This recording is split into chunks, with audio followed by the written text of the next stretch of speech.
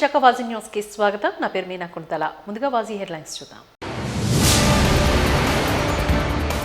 నగరంలోని పోలీస్ భద్రత మరింత పెంచే దిశగా పోలీస్ శాఖ విశేష కృషి.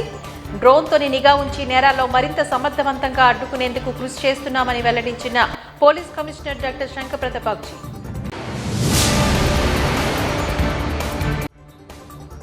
జగన్ కు మరోసారి అధికారం ఇస్తే ఆంధ్ర అభివృద్ధికి విఘాతమే అన్న బీజేపీ ఎమ్మెల్సీ. వచ్చే ఎన్నికల్లో వైసీపీకి 20% ఓట్లు రావడం కష్టమని జోస్యం చెప్పిన సోం వీర్రాజు.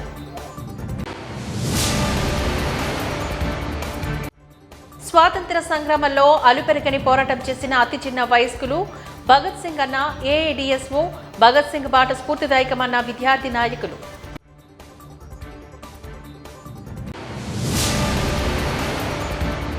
డీటెయిల్స్ చూద్దాం. నగరంలోని పోలీస్ భద్రత మరింత పెంచే దిశగా పోలీస్ శాఖ విశేష కృషి చేస్తోంది అంటూ మరోసారి నిరూపితమవుతోంది. నగర police commissioner doctor Shankar Bagchi ఆధ్వర్యంలో పాత్ర సంస్థ కార్పొరేటర్ సోషల్ రెస్పాన్సిబిలిటీలో భాగంగా విశాఖ పోలీస్ శాఖకు అందజేశారు. ఈ సందర్భంగా పోలీస్ సిబ్బందికి గత 3 రోజులుగా శిక్షణను అందిస్తున్నారు. ఈ మేరకు నగర పోలీస్ కమిషనర్ మీడియాతో మాట్లాడుతూ డ్రోన్ సాంకేతికతను అందిపుచ్చుకుని నగరంలోని డ్రోన్తో నిఘా ఉంచి నేరాల్లోని మరింత సమర్థవంతంగా అడ్డుకునేందుకు కృషి చేస్తున్నామని తెలిపారు. అసాంఘిక కార్యకలాపాలు నిర్వహించేందుకు డ్రోన్ నిఘా సహాయపడుతుంది అంటూ అభిప్రాయం వ్యక్తం చేశారు.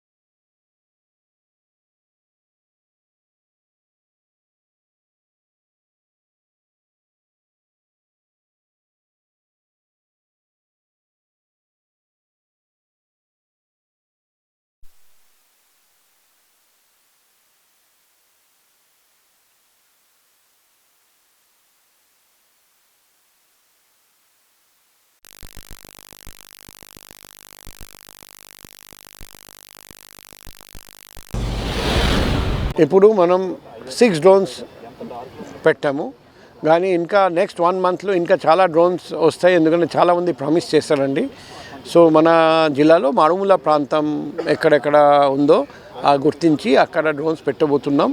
దానివల్ల ఒకవైపు క్రైమ్ ప్రివెన్షన్, మరోవైపు క్రైమ్ డిటెక్షన్ రెండు మేము చేయగలుగుతాం. ఇప్పుడు ప్రతి వీక్ ప్రతి పోలీస్ స్టేషన్ నుండి 2-3 పిలిపించి ట్రైనింగ్ ఇస్తున్నాం. ఆల్రెడీ దాదాపు 40 మందికి ట్రైనింగ్ ఇవ్వడం జరిగింది. ఈ ట్రైనింగ్ కంటిన్యూగా నడుస్తుంది. మా లక్ష్యం ప్రతి స్టేషన్లో అందరికీ డ్రోన్ మీద అవగాహన ఉండాలి, అందరూ డ్రోన్ నడపడానికి అందరికీ కెపాసిటీ ఉండాలి, ఎటువంటి మెయింటెనెన్స్ ఇష్యూ లేకుండా ఎలా డ్రోన్ హ్యాండిల్ చేయాలి అది కూడా వాళ్ళు నేర్పిస్తున్నారండి. అది ఖచ్చితంగా ఉపయోగపడుతుంది. ఎందుకంటే రాత్రిపూట నేను ఒక మారుమూల ప్రాంతంలో కూర్చొని మందు త్రాగుతున్నా ఓపెన్గా సడన్గా పైన డ్రోన్ వచ్చి సైరన్ కొడితే మేము ఖచ్చితంగా పారిపోతాను. తర్వాత డ్రోన్ ఫేస్ కూడా క్యాప్చర్ చేస్తుంది. తర్వాత ఫేస్ ఐడెంటిఫై చేసి మనం తర్వాత వ్యక్తిని పట్టుకొని వస్తాం. సో ఒక భయం ఖచ్చితంగా ఎవడు ముద్దాయిలు భయం పుట్టి తర్వాత ఫ్యూచర్లో కూడా నేరాలు చేయకుండా వాళ్ళు ఉంటారని నేను ఆశిస్తున్నాను. ఇంతకుముందు నేరస్తులు అనుకున్నారు పోలీసు వాళ్ళు అన్ని చోట్ల వెళ్ళలేరు కదా, కాబట్టి మేము క్షేమంగా నేరం చేయగలుగుతాం. ఇప్పుడు ఎవరు కాపాడలేరండి.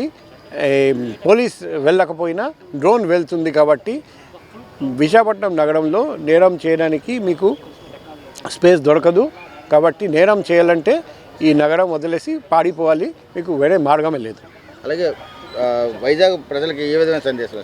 ప్రజలకు మేము తెలియజేస్తున్నాం, ఆల్రెడీ మీ దగ్గర మా ఫోన్ నంబర్ ఉంది, మీకు ఏదైనా ఇబ్బంది ఉంటే మాకు తెలియజేయండి.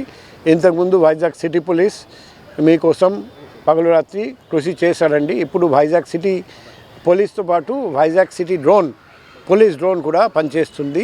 కాబట్టి ఇది ఫోర్స్ మల్టిప్లయర్గా పనిచేస్తుంది. కాబట్టి మారుమూల ప్రాంతం వరకు వెళ్తుంది. కాబట్టి మీరు ఇంకా హాయిగా పడుకోవచ్చు రాత్రిపూట, ఎటువంటి ప్రాబ్లం లేకుండా, మీకు ఎటువంటి ఇబ్బంది లేకుండా మీరు ఇక్కడ వైజాగ్లో టైం స్పెండ్ చేయొచ్చు.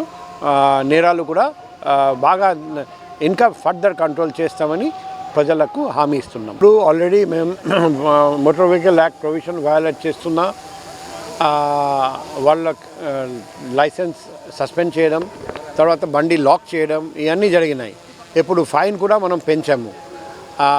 ఇప్పుడు ఫర్దర్ మేము AI driven traffic management system కూడా త్వరలో తీసుకొస్తున్నాం. ఇప్పుడు ఈ డ్రోన్ కూడా అందులో ఆటోమేటిక్ నంబర్ రికగ్నిషన్ ఫెసిలిటీ కూడా ఉంది, ఫేస్ రికగ్నిషన్ ఫెసిలిటీ కూడా ఉంది. కాబట్టి ప్రతిరోజు రాత్రిపూట ఎక్కడ బైక్ రేసింగ్ చేస్తారు అక్కడ కూడా డ్రోన్ పెడతాము. సో ఎవరైనా బైక్ రేసింగ్ చేయడానికి ప్రయత్నం చేస్తే వెంటనే డ్రోన్లో అంతా రికార్డ్ అయిపోతుంది, అందరూ అరెస్ట్ అయిపోతారు. కాబట్టి దయచేసి బైక్ రేసింగ్ నుండి దూరంగా ఉండండి. ఆల్రెడీ దాదాపు 20-60 బైక్స్ మేము సీజ్ చేసాము. సో బైక్ రేసింగ్ మీద మేము కఠినమైన చర్య తీసుకుంటాం. అందుకే అటువంటి పనులు ఎవరు చేయకండి. ప్రస్తుత పరిస్థితుల్లో రక్త నమూనాల కొరత అధికంగా ఉంది అని, వాటిని అధిగమించేందుకు all India ex service men bank employees federation general secretary Kantharao, Praveen Sharma, S Suresh Kumar పేర్కొన్నారు. All India ex services bank employees federation 10వ వార్షికోత్సవాన్ని పురస్కరించుకుని నేడు 2 టౌన్ పరిధిలో గల ప్రేమ సమాజంలో ఎన్టీఆర్ బ్లడ్ బ్యాంక్ సహకారంతో మెగా రక్తదాన శిబిరాన్ని వారు నిర్వహించారు. ఈ సందర్భంగా 150 మంది సభ్యులు పాల్గొని స్వచ్ఛందంగా రక్త నమూనాలను అందించారు. ఈ మేరకు all India ex services bank employees federation సభ్యులు మీడియాతో మాట్లాడారు. సామాజిక సేవా కార్యక్రమంలో భాగంగా తమ ఫెడరేషన్ తరపు నుంచి రక్త నమూనాలను అందించడం ఆనందంగా ఉందని చెప్పారు. ఈ కార్యక్రమంలో తమ పిలుపు మేరకు 150 మంది స్వచ్ఛందంగా ముందుకు రావడం, రక్తదానం చేయడం శుభదాయకమని అన్నారు. ప్రతి ఒక్కరూ రక్తదానం చేయడంలో ముందుండాలంటూ పిలుపునిచ్చారు. ప్రతి సంవత్సరం వార్షికోత్సవ వేడుకల్లో భాగంగా అనేక సామాజిక కార్యక్రమాలు చేపట్టడం ఆనవాయితీగా వస్తోంది అంటూ తెలిపారు. కార్యక్రమం ఫెడరేషన్ సభ్యులు ఇతరులు పాల్గొన్నారు.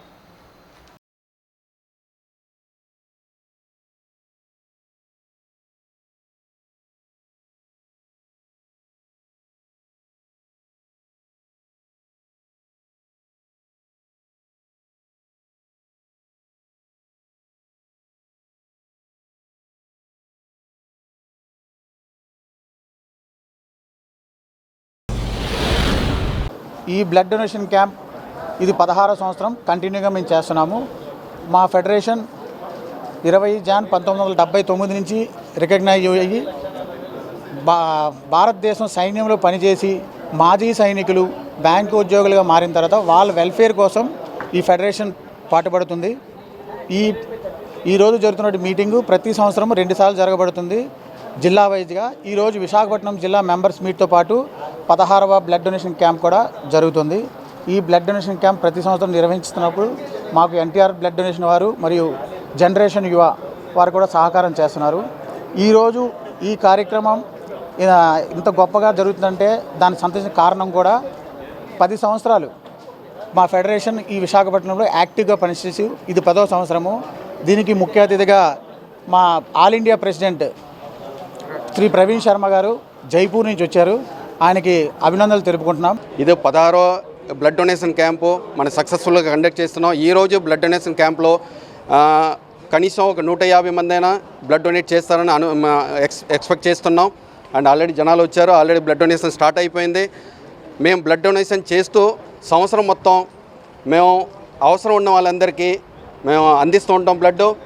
కొన్నిసారి మాకు ఎన్టీఆర్ బ్లడ్ బ్యాంక్ ఏంటంటే ఫ్రీగా కూడా మాకు బ్లడ్ అందిస్తూ ఉంటారు. పేదవాళ్ళ కోసం ఏంటంటే వాళ్ళు డబ్బులు కూడా రూపాయి కూడా తీసుకోరు. మేము చేసిన ఈ కార్యక్రమానికి వాళ్ళ సపోర్ట్ కూడా ఎప్పుడూ ఉంటుంది. అండ్ మాతో పాటు ఏంటంటే మా మధ్యలో జనరేషన్ యువ ఉన్నారు. జనరేషన్ యువ ఎప్పుడు ఏ రోజైనా సరే, రాత్రి అయినా సరే, పగలైనా సరే, ఎప్పుడు మనం వాళ్ళకి కాంటాక్ట్ చేస్తే వెంటనే వాళ్ళు ఒక 5 నిమిషం 10 నిమిషాల్లో ఏ బ్లడ్ బ్యాంక్ అయినా అరేంజ్ చేసి మాకు బ్లడ్ అందిస్తుంటారు. ఇప్పటి వరకు మనం చెప్పాలంటే ఒక 8 నుంచి 9 వేల మంది ప్రాణాలను కాపాడాం ఈ మంచి కార్యక్రమం వల్ల. ఈరోజు కూడా అలాగే మేము అందరితో కోరుకుంది ఏంటంటే ఎవరెవరు మాత్రం బ్లడ్ తీసుకున్నారో వాళ్ళ ఫ్యామిలీని కాపాడారో వాళ్ళు కూడా ముందుకు వచ్చి చక్కగా ఈ కార్యక్రమాన్ని సక్సెస్ చేయాలని కోరుకుంటున్నాం. అండ్ ఈ ఫెడరేషన్ వల్ల ఈ ఒక్క విశాఖపట్నం కాకుండా దేశం మొత్తం ఇలాంటి బ్లడ్ డొనేషన్ రేపు 26 జనవరి republic day and 15 August independence డేలో కూడా కండక్ట్ చేస్తాం. ఆల్ ఇండియా లెవెల్లో కండక్ట్ చేస్తూ ఉంటాం. ఈ ఫెడరేషన్ ఉండడం బట్టి ఏంటంటే ఏ ఇష్యూ అయినా సరే, ఏ మంచి కార్యక్రమం అయినా సరే కలిసి కట్టుగా ఒక ఇదిగా చేస్తూ ఉంటాం. ఇన్ ఫ్యూచర్లో కూడా మంచి యునైట్గా ఇలాగా మీ అందరూ కూడా ముందుకు వచ్చి పాల్గొవాలని కోరుకుంటున్నాం. విశాఖ స్టీల్ ప్లాంట్ను ప్రైవేటు పరం చేసేందుకు కేంద్ర ప్రభుత్వం చేస్తున్న అన్ని కుట్రలను కార్మిక రంగం తిప్పికొడుతుందని నేవల్ డాక్యార్డ్ సివిలియేషన్ అసోసియేషన్ నాయకులు అరుణ్ స్పష్టం చేశారు. 1450 రోజులుగా జీవీఎంసీ గాంధీ విగ్రహం వద్ద చేపట్టిన రిలే నిరాహార దీక్షలకు మద్దతునిస్తూ అనేక మంది కార్మికులు సంఘీభావం తెలిపారు అంటూ తెలిపారు. ఇదే నేపథ్యంలోని నేవల్ డాక్యార్డ్ సివిల్ అసోసియేషన్ కూడా సంఘీభావం తెలుపుతూ నేడు నిరసన దీక్షల్లో కూర్చున్నట్లుగా వెల్లడించారు. ఈ సందర్భంగా వారు మాట్లాడుతూ ఎట్టి పరిస్థితుల్లోనూ విశాఖ ఉక్కును ప్రైవేటు పరం కానివ్వమంటూ స్పష్టం చేశారు. విశాఖ స్టీల్ ప్లాంట్ ప్రైవేటైజ్ చేస్తే సహించం. స్టీల్ ప్లాంట్ సొంతకాలు కేటాయించాలి. కార్మిక వ్యతిరేక విధాలు నశించాలి. మేము నేవల్ డాక్యార్డ్ నుండి వచ్చాం. మేము నేవల్ సివిలియన్ ఎంప్లాయీస్ యూనియన్ నుండి ఈరోజు స్టీల్ ప్లాంట్ ప్రైవేటైజేషన్కి వ్యతిరేకంగా ఏదైతే ఇక్కడ ఈ టెంట్లో నిరసన కార్యక్రమం రిలే నిరాహార దీక్ష జరుగుతుందో దానికి సంఘీభావం తెలియజేసేదానికి వచ్చాం. ఈరోజు ఇప్పటికే 1455 రోజులు అయింది ఇక్కడ ఈ టెంట్ ఏర్పాటు చేసి మేము దఫాలుగా వచ్చి ఇక్కడ ఈ నిరసన కార్యక్రమంలో పాల్గొనడం జరుగుతుంది. విశాఖ స్టీల్ ప్లాంట్కి సొంత గనులు కేటాయించాలని, అలాగే విశాఖ స్టీల్ ప్లాంట్ని ప్రభుత్వ రంగంలోనే ఉంచి కొనసాగించాలని చెప్పేసి జరుగుతున్న ఈ పోరాటంలో కేంద్ర ప్రభుత్వ ఉద్యోగులుగా మా యొక్క సంఘీభావం తెలియజేసేదానికి దీనికి ఈరోజు రావడం జరిగింది. అలాగే ప్రభుత్వం కూడా ఈ యొక్క స్టీల్ ప్లాంట్ని ప్రభుత్వ అండర్లోనే ఉంచుకోవాలి తప్ప ప్రైవేట్ దానికి ఇస్తే మాత్రం సహించేది లేదని, ఈ స్టీల్ ప్లాంట్ అనేది విశాఖ తాలూకా సెంటిమెంట్ అని 32 మంది కార్మికులు 32 మంది తాలూకా ప్రాణ త్యాగాల ఫలితంగా ఈరోజు స్టీల్ ప్లాంట్ ఇక్కడ ఏర్పడిందని చెప్పేసి గుర్తు చేస్తూ స్టీల్ ప్లాంట్ ప్రైవేటైజేషన్ చేస్తే ప్రభుత్వ రంగ కార్మికులు ఎవరు ఊరుకునేదానికి సిద్ధంగా లేరని చెప్పేసి మరొకసారి తెలియజేస్తున్నాం. జగన్కు మరోసారి అధికారం ఇస్తే ఆంధ్ర అభివృద్ధికి విఘాతమైంది అంటూ బీజేపీ ఎమ్మెల్సీ సోమ్ వీర్రాజు సంచలన వ్యాఖ్యలు చేశారు. లాసెన్స్ బే కాలనీ బీజేపీ పార్టీ కార్యాలయంలో ఏర్పాటు చేసిన విలేకరుల సమావేశంలో నేడు బీజేపీలో ద్వితీయ శ్రేణి నాయకులు అధిక సంఖ్యలో చేరారు. ఈ సందర్భంగా ఎమ్మెల్సీ సోమ్ వీర్రాజు మాట్లాడుతూ వచ్చే ఎన్నికల్లో వైసీపీకి 20% ఓట్లు రావడం కష్టమని జోస్యం చెప్పారు. పలువురు వైసీపీ ద్వితీయ శ్రేణి నాయకులు 150 మందికి పైగా నేడు బీజేపీలో చేరడం హర్షించదగ్గ విషయమని అన్నారు. కూటమి ప్రభుత్వాన్ని మరింత బలోపేతం చేసే దిశగా ప్రతి ఒక్కరూ కృషి చేయాలి అంటూ వారు పిలుపునిచ్చారు. దినేష్ గారు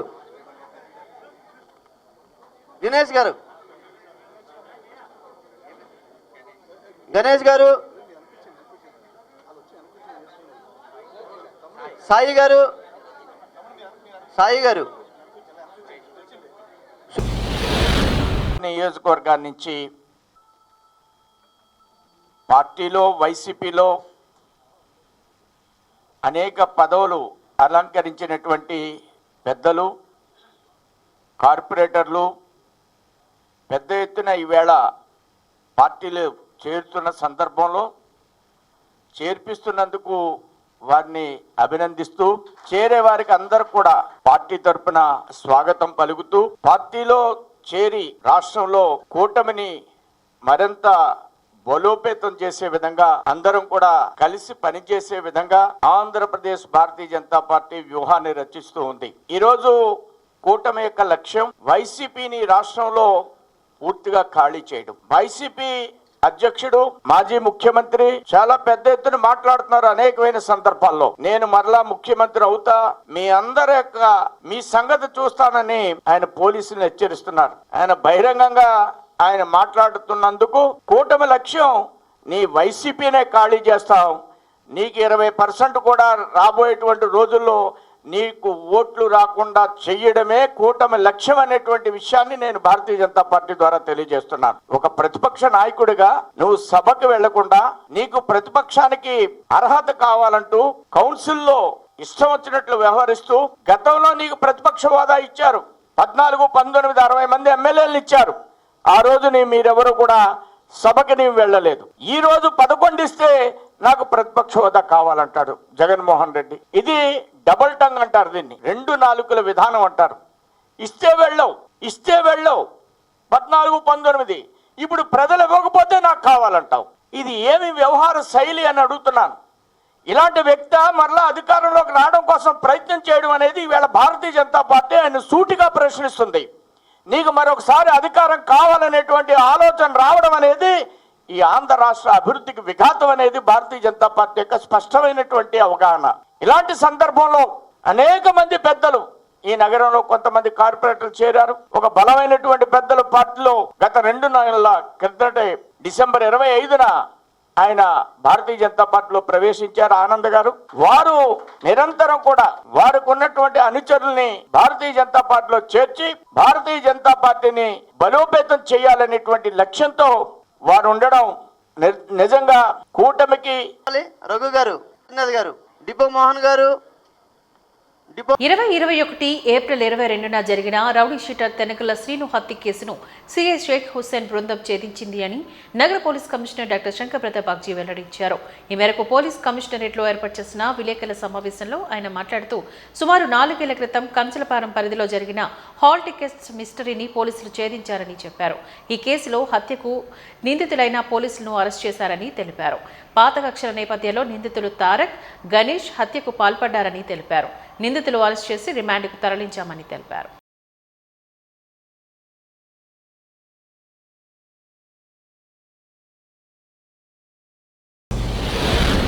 ముఖ్యంగా అన్డిటెక్టెడ్ మర్డర్ కేసెస్ అవి మనం ఛాలెంజ్గా తీసుకుంటాం.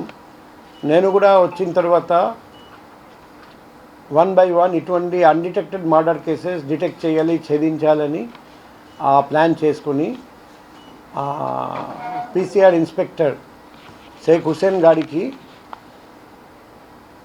ఫస్ట్ ఒక కేసు అప్పచెప్పడం జరిగింది. ఆ కేసు వచ్చేసి 2021 ఏప్రిల్ 22 ఆ రోజు ఒక వ్యక్తిని చాలా కిరాతకంగా హత్య చేయడం జరిగింది. ఇక్కడ పైడిమమ్మ టెంపుల్ కంచర్పాలెం మెట్టు దగ్గర ప్రైవేట్ పార్ట్స్ మ్యూటిలేషన్ చేయడం జరిగింది. బాడీ సర్వీస్ రోడ్ ఫ్లైఓవర్ పక్కన సర్వీస్ రోడ్లో పడి ఉంటే మనకు చేశారు. మన వాళ్ళు కంప్లైంట్ రిజిస్టర్ చేశారు. కానీ ఏప్రిల్ 22 రిజిస్టర్ చేసిన 2021 1 year 4 months ప్రయత్నం చేసినా కూడా కేసు ఛేదించలేకపోయారు పోలీస్. అందుకే ఆగస్ట్ 22 అంటే ఆల్మోస్ట్ 3 సంవత్సరాల క్రితం కేసు అన్డిటెక్టెడ్గా రెఫర్ కూడా చేశారండి. సో ఈ కేసు నేను షేక్ హుస్సేన్ గారి అధీనంలో ఒక టీం ఫామ్ చేసి వాళ్లకు ఆ కేసు అప్పచెప్పడం జరిగింది. డిటెక్ట్ చేయడానికి వాళ్ళు విశ్వప్రయత్నం చేసి ఇప్పుడు కేసు ఛేదించారండి. సో ఏం తెలిసిందంటే ఈ వ్యక్తి వచ్చేసి చనిపోయిన వ్యక్తి గంగాల శ్రీను. అతని ఇంకొక పేరు వచ్చేసి మెంటల్ శ్రీను. అతని పేరు మీద సస్పెక్ట్ షీట్ ఉంది harbour police station and 2 town police స్టేషన్లో రౌడీ షీట్ కూడా ఉంది. అతను ఒక పెద్ద నేరస్తుడు. సో ఈ టీం ఎలా డిటెక్ట్ చేశారు కేసు అంటే కొబ్బరితోట, భూపేశ్ నగర్, అల్లిపురం, రైల్వే క్వార్టర్స్, గేనాపురం, కంచర్పాలెం ఈ అన్ని ఏరియాస్లో చాలా తిరిగి చాలాసేపు తిరిగి 28 scrap offenders, scrap dealers, rowdies ఇంకా 35 మంది హిజ్రాస్ని విచారించిన తర్వాత ఈ కేసు ఛేదించగలిగారు. అదే ఏం తెలిసిందంటే గనగల శ్రీను అండ్ ఇతను కూడా స్క్రాప్ దొంగ, ఇంకొక స్క్రాప్ దొంగ లాలాం గణేష్. ఏప్రిల్ 16, 2021 అంటే ఏ రోజు మర్డర్ జరిగింది 5 రోజుల క్రిందట గనగల శ్రీను అండ్ ఆయన అసోసియేట్ ఉన్నాడు కళ్యాణ్ బలవంతంగా లాలం గణేష్ నుండి 4,000 లాక్కున్నారు. అప్పుడు లాలం గణేష్ సరే ఇప్పుడు మేము ప్రతీకారం తీర్చుకుందామని అనుకున్నారండి. రాయి పట్టుకొని శ్రీనుని రిపీటెడ్గా తల మీద కొట్టారు. తర్వాత శ్రీను దుర్వాసలు ఆడితే మరి తరకేశ్వరరావు కూడా శ్రీను మీద దాడి చేస్తారు. తర్వాత గణేష్ ఒక నైఫ్ తీసుకొని దాడి చేశాడు. తర్వాత ఫైనల్గా శ్రీను కలాప్స్ అయిపోతే మళ్ళీ ఇద్దరు బాడీని డ్రాగ్ చేసి పెండ్రడము స్క్రాప్ షాప్ దగ్గర పెట్టేసి తర్వాత డెత్ కన్ఫర్మ్ చేసిన తర్వాత అక్కడ బాడీ పెట్టేసి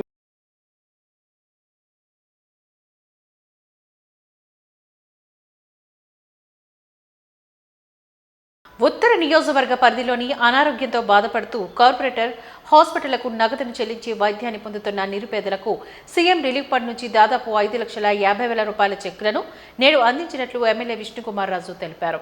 ఈ సందర్భంగా సీతమ్మధార ఎమ్మెల్యే కార్యాలయంలో ఏర్పాటు చేసిన కార్యక్రమంలోని లబ్ధిదారులకు చెక్కులను అందజేశారు.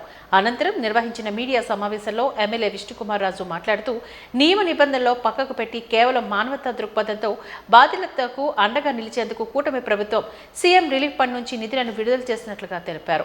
కూటమి ప్రభుత్వం అంటే స్వర్ణయుగమని అభివర్ణించారు. ప్రజా సమస్యల పరిష్కారమే లక్ష్యంగా ప్రజాప్రతినిధులు పాలన అందిస్తున్నారు అంటూ వెల్లడించారు. కార్యక్రమంలోని ఉత్తర నియోజకవర్గ జనసేన మహిళా నాయకురాలు పసుకట్ ఉషా కిరణ్, టీడీపీ నాయకులు మహమ్మద్ నజీర్ తదితరులు పాల్గొన్నారు. శాసనసభ సమావేశాలు కంప్లీట్ అయినాయి. దాంట్లో అన్ని ప్రజా సమస్యలు మా దృష్టికి వచ్చినవన్నిటిని కూడా ప్రస్తావించడం జరిగింది. ముఖ్యంగా పోలీస్ డిపార్ట్మెంట్ వారి ప్రమోషన్స్ గురించి కానీ, లేకపోతే పెన్షన్స్ గురించి కానీ, 22A ఉన్న సమస్యల గురించి కానీ, ఇదివరకు అర్బన్ డెవలప్మెంట్ అథారిటీ వారు ల్యాండ్స్ ఇచ్చి మళ్ళీ ఎవరైతే ల్యాండ్ లూజర్స్ ఉన్నారో వాళ్ళకి లేఅవుట్స్ డెవలప్ చేయలేదనే ఉద్దేశంతో పెండింగ్ ఉండిపోయిన సమస్యలు కానీ, రకరకాల సమస్యలు, కేవలం నార్త్ నియోజకవర్గ సమస్యలే కాకుండా మొత్తం రాష్ట్రంలో ఉన్న సమస్యలు ఏదైతే మా దృష్టికి వచ్చినాయో అవన్నీ కూడా శాసనసభ సమావేశాల్లో ప్రస్తావించడం జరిగింది. కన్సర్న్ మంత్రివర్యులకి కూడా మనము ఏదైతే రిప్రజెంటేషన్స్ ఇచ్చామో అవన్నిటిని కూడా పరిగణలోకి తీసుకోవడం జరుగుతుందని చెప్పారు. అట్లాగే గౌరవ ముఖ్యమంత్రి గారికి మనం ఏదైతే కప్పరాడ నుంచి నేషనల్ హైవే దగ్గర మనకి అండర్ పాస్ ఉండాలి అనే ఉద్దేశంతో 2 చోట్ల అండర్ పాస్ని ప్రపోజ్ చేయడానికి కన్సిడర్ చేయాలని చెప్పి కన్సర్న్ మంత్రివర్యులకి అట్లాగే ముఖ్యమంత్రి గారికి ఇవ్వటం జరిగింది. సో తప్పనిసరిగా దానిపైన ఒక మంచి స్పందన వచ్చి డెఫినెట్గా అది కూడా జరుగుతుంది. ఇది ఒక్కటే కాకుండా ఇవాళ పేపర్లో మనం చూసాము, అందరికీ కూడా పెన్షన్లు ఎవరైతే అర్హత ఉందో వాళ్ళకి కూడా పెన్షన్స్ నెక్స్ట్ మంత్ నుంచి ఇస్తామని చెప్పి మంత్రివర్యులు చెప్పడం జరిగింది. అట్లాగే సింగిల్ లేడీ పెన్షన్స్ కానీ అన్ని సమస్యలు అంటే ఎప్పుడు కూడా ఇంత కంటిన్యూస్గా సమావేశాలు సుమారు 18 రోజులు సమావేశాలు జరగటం అనేది ఇదివరకు వైఎస్ఆర్సీపీ ప్రభుత్వంలో ఎప్పుడూ లేదు. కేవలము ఏదో ఒకటి మాట్లాడే బూతులు మాట్లాడే సంస్కృతి వాళ్ళకు ఉండేది. మా సమావేశాలు మీరు అందరూ రాష్ట్ర ప్రజలు చూసి ఉంటారు.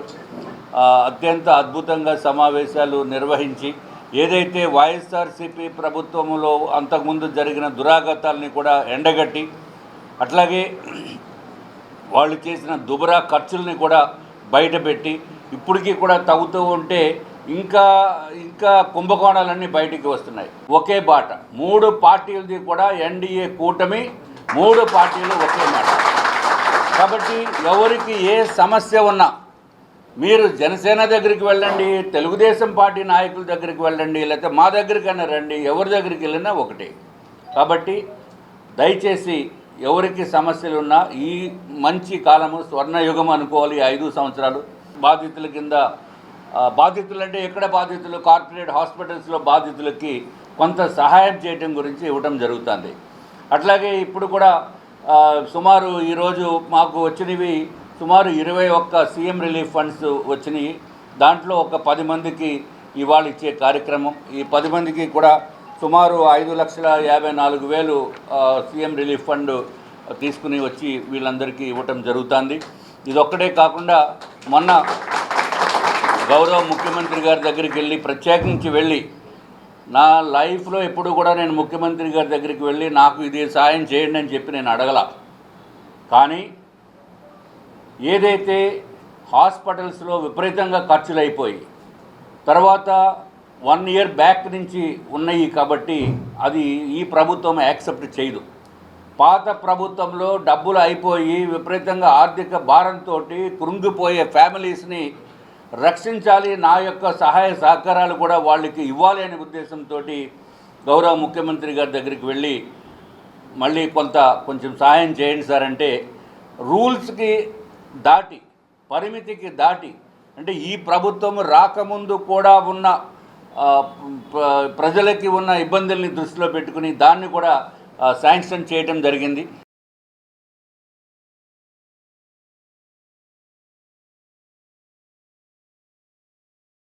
విశాఖ టౌన్ కొత్త రోడ్లోని మధు జిమ్ 4వ వార్షికోత్సవ వేడుకలు ఘనంగా జరిగాయి. ఈ వేడుకలకు గాను వైఎస్ఆర్ కాంగ్రెస్ పార్టీ నేత మాజీ ఎమ్మెల్యే వాసుపల్లి గణేష్ కుమార్, వైసీపీ నేత ద్రోణంరాజు శ్రీవాత్సవ్ తదితరులు హాజరయ్యారు. ఈ సందర్భంగా వాసుపల్లి గణేష్ కుమార్ మాట్లాడుతూ వ్యాపారంలోని కస్టమర్ సంతృప్తి చాలా ముఖ్యమని, కస్టమర్ సంతృప్తే లేకపోతే ఏ వ్యాపారం ముందుకు సాగదని అన్నారు. జిమ్ నిర్వాహకుడు మధు ఈ సందర్భంగా మాట్లాడుతూ జిమ్ 4వ వార్షికోత్సవ వేడుకలు సందర్భంగా మధు మాట్లాడారు. ఛత్రపతి శివాజీ స్వచ్ఛంద రక్త కేంద్రం సహకారంతో మెగా రక్తదాన శిబిరాన్ని కూడా నిర్వహిస్తున్నట్లుగా తెలిపారు.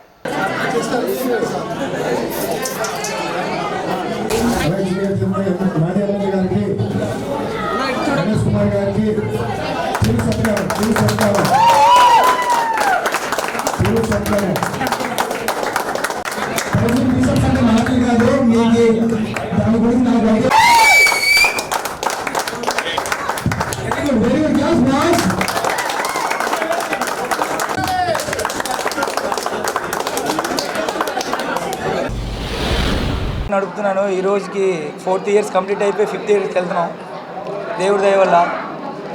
అలాగే ఒక 50 మందితో బ్లడ్ డొనేషన్ క్యాంప్ ఒకటి చేసాం. అలాగే ఒక 500 నుండి 700 మందికి భోజనాలు ఏర్పాటు కూడా చేసాం.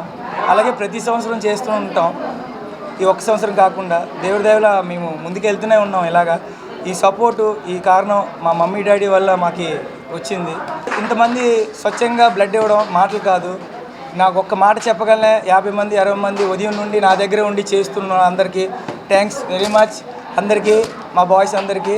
అలాగే ప్రతి సంవత్సరం ఇలాగే ముందుకెళ్తున్నారని కోరుకుంటూ 5వ సంవత్సరంలోకి అడుగు పెడుతున్నారు.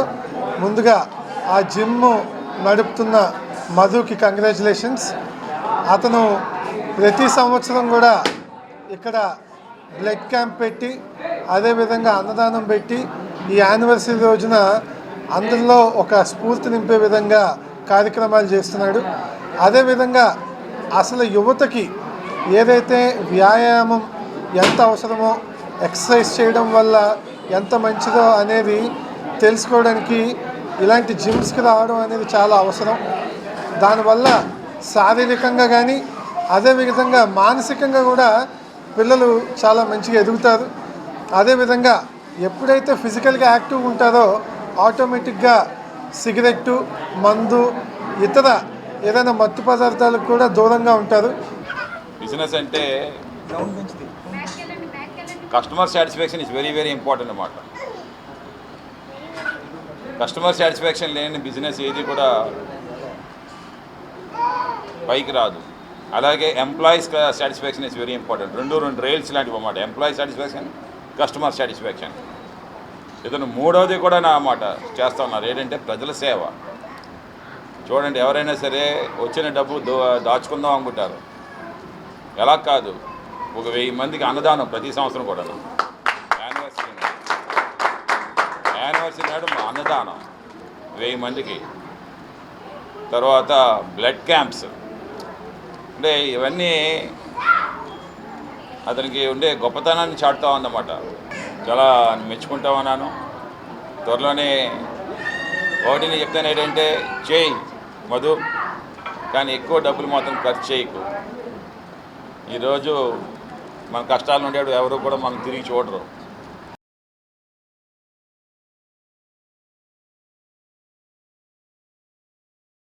యాంకర్గా తెలుగు ప్రేక్షకుల్లో మంచి ఫ్యాన్ ఫాలోయింగ్, పాపులారిటీ తెచ్చుకున్న ప్రదీప్ మాచిరాజు హీరోగా నటిస్తున్న చిత్రం అక్కడమ్మాయి ఇక్కడబ్బాయి. దీపిక కథానాయిక, దర్శక ద్వయం నితిన్, భరత్ దీన్ని తెరకెక్కిస్తున్నారు. చిత్ర ప్రమోషన్లో భాగంగా విశాఖలో ఓ హోటల్లో ఏర్పాటు చేసిన మీడియా సమావేశంలో హీరో ప్రదీప్ మాట్లాడారు. లవ్ ఫ్యామిలీ ఎంటర్టైనర్గా ఇది సిద్ధమవుతోందని చెప్పారు. తాజాగా ఈ సినిమా నుంచి తొలి సాంగ్ విడుదలైంది. ఎవడో ఈడికొచ్చినాడు సూడు అంటూ సాగే ఈ పాటను ఉదిత్ నారాయణ ఆలపించారని, మనసును హత్తుకునే ఈ మెలోడీకి శ్రీధర్ లిరిక్స్ అందించారని చెప్పారు. ఈ పాటను నటుడు మహేష్ బాబు విడుదల చేశారని, అదే గొప్ప అచీవ్మెంట్గా భావిస్తున్నామని తెలిపారు. వేసవిలో వన్ ఆఫ్ ది బిగ్గెస్ట్ అట్రాక్షన్గా ఏప్రిల్ 11న థియేటర్లోకి రావడానికి సిద్ధంగా ఉందని చెప్పారు. యూనిక్ లవ్ అండ్ ఫ్యామిలీ ఎంటర్టైనర్కు ఈ సినిమా ప్రతి ప్రేక్షకులను ఆకట్టుకుంటాయి అంటూ వివరించారు. మాంక్స్ అండ్ మంకీస్ బ్యానర్ నిర్మిస్తున్న ఈ ఎక్సైట్ ఎంటర్టైనర్లో నిర్మితమైన ఈ చిత్రం తప్పకుండా ప్రేక్షకుల మనసును గెలుచుకుంటుందని అన్నారు. మేము తీసిన అక్కడమ్మాయి ఇక్కడబ్బాయి అనే చిత్రం ఏప్రిల్ 11న రిలీజ్ కాబోతోంది. చాలా సంతోషకరమైన విషయం. మా సినిమాని మైత్రి మూవీ మేకర్స్ వారి సంస్థ వారు డిస్ట్రిబ్యూట్ చేస్తున్నారు. అండ్ వాళ్ళు ఈ సినిమా చూసి వాళ్ళకి నచ్చి వెంటనే డిస్ట్రిబ్యూషన్కి ఒప్పుకున్నారు. అది చాలా చాలా ఆనందకరమైన విషయం మా అందరికీ. మా టీం అందరు కలిసి చేసిన ఈ ప్రయత్నం అక్కడమ్మ ఇక్కడ అబ్బాయి అతి త్వరలో కంప్లీట్ ఎంటర్టైనర్గా ప్రేక్షకుల ముందుకు తీసుకొస్తున్నాం. అండ్ ఇంటిల్లిపాది కూర్చుని హ్యాపీగా ఎంజాయ్ చేసే చిత్రం. ఫస్ట్ షాట్ నుంచి లాస్ట్ షాట్ వరకు మొహాల మీద చిరునవ్వు ఉంటుంది, అది మా గ్యారంటీ. అండ్ ఈ సినిమాని ఇంత ఎంటర్టైనింగ్గా వచ్చింది కాబట్టే సమ్మర్ హాలిడేస్లో మా తమ్ముళ్ళు చెల్లెళ్ళు అందరికీ ఇంటర్ 10th ఎగ్జామ్లు అయిపోయే టైంకి వాళ్ళ ఫ్యామిలీ కూడా హ్యాపీగా ఈ సినిమా చూడాలని మేము సమ్మర్ హాలిడేస్ డేట్ అనుకున్నాము. సో ఏప్రిల్ 11న మా సినిమా అక్కడమ్మ ఇక్కడ అబ్బాయి ప్రేక్షకుల ముందుకు వస్తాం.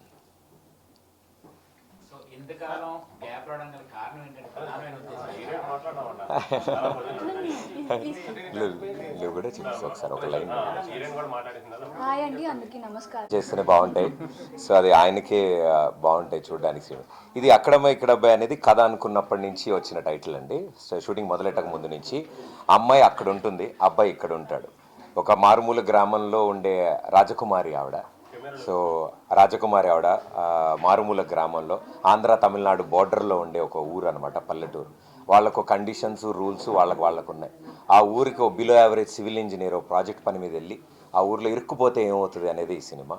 సో అమ్మాయి అక్కడ అమ్మాయి, అబ్బాయి ఇక్కడ అబ్బాయి. సో అందుకని ఆ టైటిల్ ఉంది. And power star Pawan Kalyan గారి టైటిల్, అది ఆయన డెబ్యూ సినిమా టైటిల్ ఇది. సో మేము కూడా చాలా జాగ్రత్తగా ఆ టైటిల్కి ఎంత వాల్యూ ఉందో, ఎంత రీచ్ ఉందో దానికి తగ్గట్టుగానే అంతే ఎంటర్టైనింగ్గా ఈ సినిమాని అందించాలని మేము అనుకున్నాం, తీసుకొచ్చాం. ప్రదీప్ చాలా గ్యాప్ వచ్చింది కదా 30 రోజుల మూవీ తర్వాత, మళ్ళీ ప్రదీప్ కమ్బ్యాక్ అనుకోవచ్చు మూవీ నుంచి. అంతే సార్, నేను ఎక్కడికి వెళ్ళలేదు. సో కంబ్యాక్ అనడానికి. But I'm very happy sir. అంటే కొంచెం గ్యాప్ కూడా అలా కుదిరింది, మధ్యలో జరిగింది.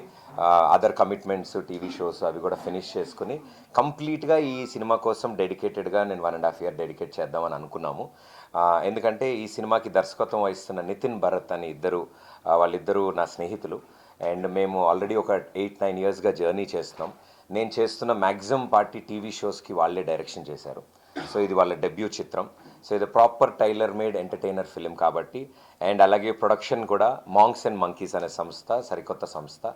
మా కాలేజ్ ఫ్రెండ్స్, నా చిన్ననాటి స్నేహితులు, మై పార్ట్నర్స్ అందరూ కలిసి మాంగ్స్ అండ్ మంకీస్ అనే బ్యానర్ మీద ఈ సినిమాని తీసుకొస్తున్నాం. సో ఈ సినిమా ఇంతలా అరేంజ్మెంట్ అవ్వడానికి, ఇంతమంది టెక్నీషియన్స్ సమకూరుకోవడానికి, ఆర్టిస్టులు రావడానికి కొంచెం టైం పట్టింది. సో వాటిలన్నింటినీ అరేంజ్ చేసుకుని ప్రేక్షకుల ముందుకు ఒక క్వాలిటీ ఫిలిం ఇద్దామని ఆ గ్యాప్ సార్. అంటే ఏం లేదు సార్, ఇప్పుడు అబ్బాస్ మస్తాన్ గారు లాగా ఇద్దరు కాదు, వాళ్ళిద్దరు ఒకళ్ళే. అది ఒక RRR అన్నమాట బ్యాచ్ మా వాళ్ళిద్దరు. సో ఏది చేసినా వాళ్ళిద్దరి స్టైల్స్ ఎప్పుడు టుగెదర్ ఉంటాయి. సో నితిన్ భరత్ నాకు ఇన్నేళ్ళుగా పరిచయం, అందరికీ ప్రేక్షకులకి బాగా నచ్చిన మేము చేసిన ఢీ షో కానీ ఇవన్నిటినీ దర్శకత్వం వహించింది వాళ్ళే. సో ఇన్ని సంవత్సరాలుగా నాతో ఉన్నారు కాబట్టి నా పాజిటివ్స్ నెగిటివ్ అన్నీ బాగా తెలుసు కాబట్టి నన్ను ఎలా చూపిస్తే ప్రేక్షకులు ఎంజాయ్ చేస్తారు, నన్ను ఎలాంటి పరిస్థితుల్లో పెడితే కథలో ప్రేక్షకులు ఎంజాయ్ చేస్తారో బాగా తెలుసు కాబట్టి.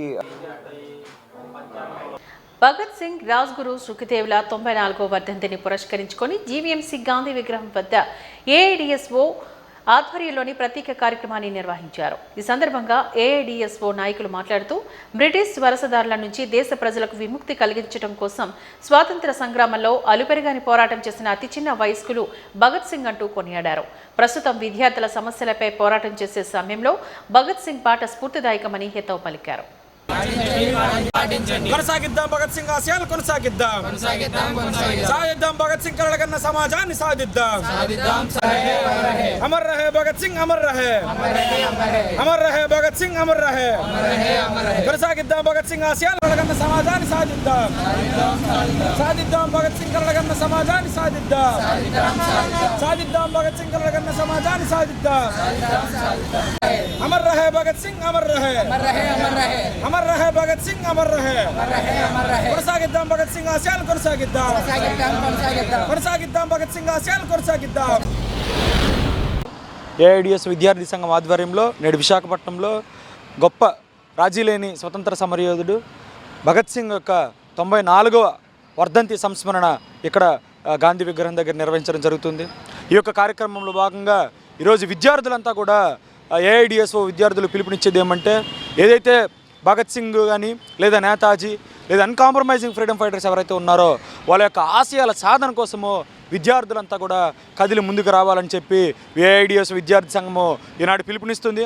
అదేవిధంగా ఏఐడిఎస్ఓ భగత్ సింగ్ యొక్క స్ఫూర్తితో ఈరోజు విద్యార్థుల మీద జరుగుతున్నటువంటి అణచివేత కానీ లేదా స్కూల్స్, కాలేజీలు, యూనివర్సిటీలో విద్యార్థులను బెదిరింపులు గురి చేయడానికి కానీ దీన్ని వ్యతిరేకిస్తూ ఈ యొక్క భగత్ సింగ్ వర్ధంతి సందర్భంగా మేము ఏఐడిఎస్ విద్యార్థి సంఘం మరలా కాలేజీల్లోనూ యూనివర్సిటీస్లోనూ స్టూడెంట్ యూనియన్ ఎలక్షన్స్ నిర్వహించాలని చెప్పి డిమాండ్ చేస్తున్నాము.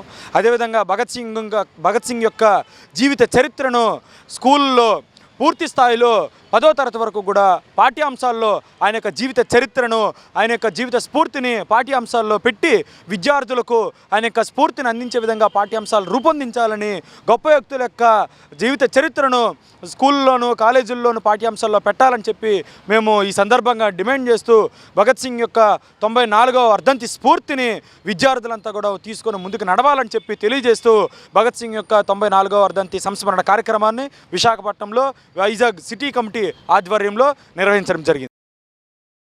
వాచింగ్ న్యూస్ ముగించే ముందు ముఖ్యాంశాలు మరొకసారి చూద్దాం. నగరంలోని పోలీస్ భద్రత మరింత పెంచే దిశగా పోలీస్ శాఖ విశేష కృషి. డ్రోన్తోని నిఘా ఉంచి నేరాల్లో మరింత సమర్థవంతంగా అడ్డుకునేందుకు కృషి చేస్తున్నామని వెల్లడించిన police commissioner doctor Shankhabrata Bagchi.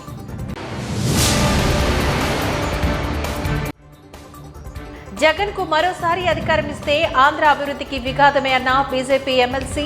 వచ్చే ఎన్నికల్లో వైసీపీకి 20% ఓట్లు రావడం కష్టమని జోస్యం చెప్పిన సోమ్ వీర్రాజు.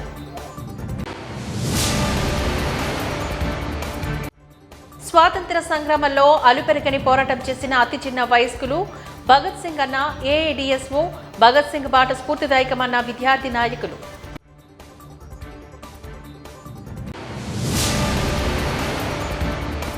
వాజీ న్యూస్ ఇంతటితో సమాప్తం. నమస్కారం.